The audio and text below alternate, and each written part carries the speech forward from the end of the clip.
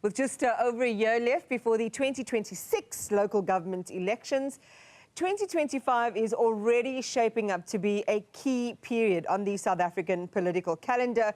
You've got the IFP and ActionSA. They will be hosting their crucial elective conferences.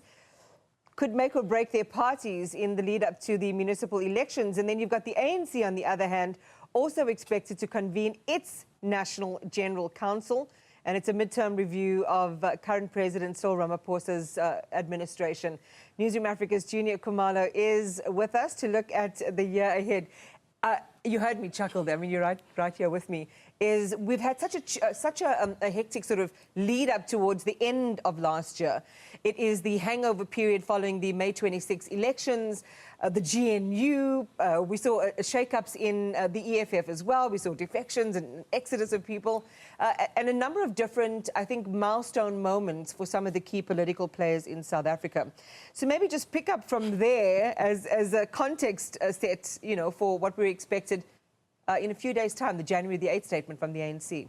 Indeed, Iman, the dust is only just settling from what happened last year. There was a lot of changes that happened. But as you have rightfully said, the ANC is actually always the first in the political calendar to get the ball rolling. We know that the ANC is going to be in the Western Cape this time around as they celebrate its 113th birthday celebrations. It's going to be a different one for the ANC this time around, because for the first time since the dawn of democracy, the ANC goes into this celebration without having a clear majority. They're in government with the other political parties, about 10 political parties in the GNU, and a lot of people within the ANC are not happy about that. We've seen some of the alliance within the ANC, the SACP, also expressing their anger around this. But I guess the Western Cape is fitting that the ANC is going to hold this celebration in the Western Cape. We know that the ANC has failed to win a clear majority in the Western Cape since 1999.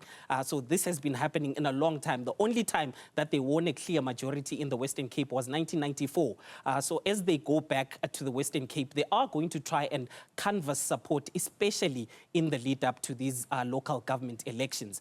We know that in the 2021 local government elections, the ANC in the Western Cape performed dismally. The DA won 9 outright municipalities of the 25. 16 of them were hung. After those hung municipalities, basically, there were a lot of coalition talk. The ANC only managed to get 1 of those 16. So it's going to be a tough task as the ANC goes to the Western Cape, Iman. Before you leave the ANC, because I know we want to move on to some of the other big political parties as well, it kind of dovetails with the theme of, in terms of the ANC losing its majority, the experience in the Western Cape post-1999, not being able to get back into the pound seat, so to speak. So again, and as you've said, you know, very recently, their performance hasn't lived up to any kind of expectation that they could do that again. Indeed, but we've seen the ANC trying to basically try and rectify some of these problems that have caused it to lose electoral support. They've called in their leadership from the KZN and from Gauteng.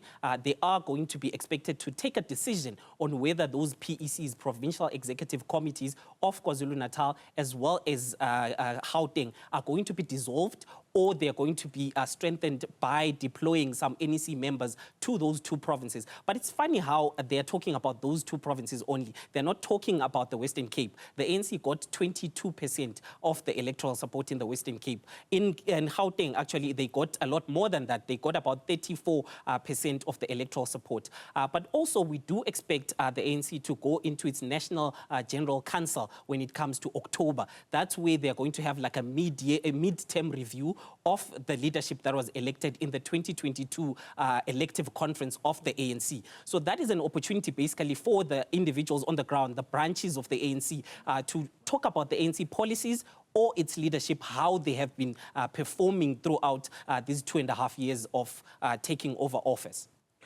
All right, so scoot us forward to some of the other big names we're mentioning.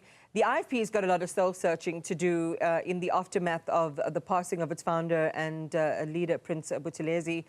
New leadership in the guise of our now COGTA Minister, Nkosini Tlabisa, and they're also determining their political future in KwaZulu-Natal.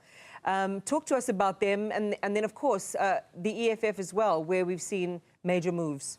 Indeed, the IFP, we do expect them to have their elective conference. It's expected to take place between July and August of this year. We know that it was supposed to take place last year, but because of the national and provincial elections, the IFP had to move it to this year. The current leader, as you have already mentioned, Nkosini Hlabisa, was actually elected in 2019, and his term of office was supposed to end last year, but because of the elections that happened, they had to move it to this year. We do expect that he might be contested by the IFP premier candidate for this year, that is Tami Ntuli. The IFP did relatively well in KZN. They got about 500,000 votes in KwaZulu-Natal. They became the third biggest party in KwaZulu-Natal as well.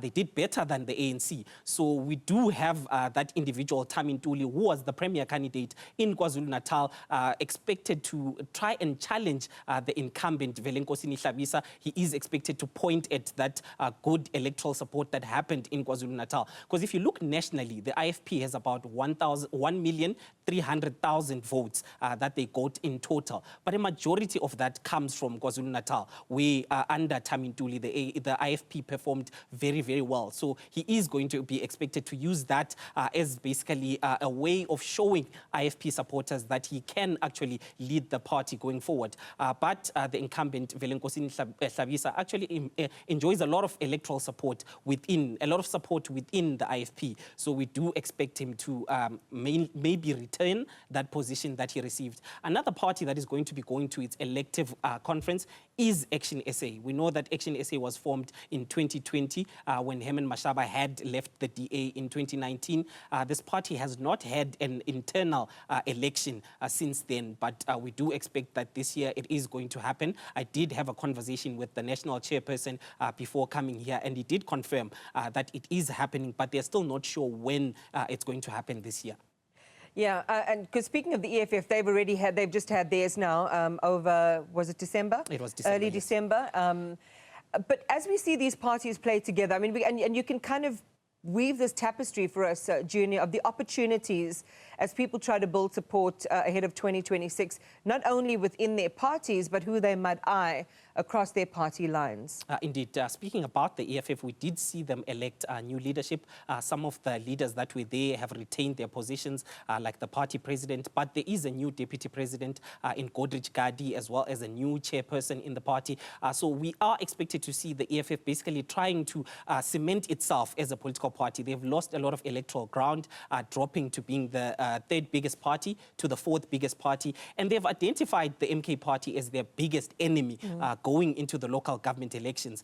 So that is what we're going to be expected to see. The and EFF there's no love going lost back. between them. There's no love lost. They're still working together in parliament, basically in the opposition benches as well. So there's no love lost, but we do expect to see them going more onto the ground and trying to re-establish itself, especially now that we need to know who is going to be the new spokesperson of the EFF. We've seen the former spokesperson, Mboyiseni Ndlozi, leaving. The other former spokesperson also has now been elected as the treasurer of the party. So there's still a lot of basically rebuilding within the EFF. But parties such as your DA, they are also going to be going on the ground and trying to canvass for support. It's going to be difficult given that now some of their leaders are in government. So when are they going to get the time to, between being ministers as well as going onto the ground and campaigning?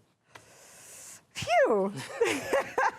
That's all I'm going to say. And, anyway, I know you're up to the challenge because you'll be on the move quite a bit throughout the course of the next few months. Junior Khumalo, thank you very much for giving us that preview of what we can expect politically in South Africa.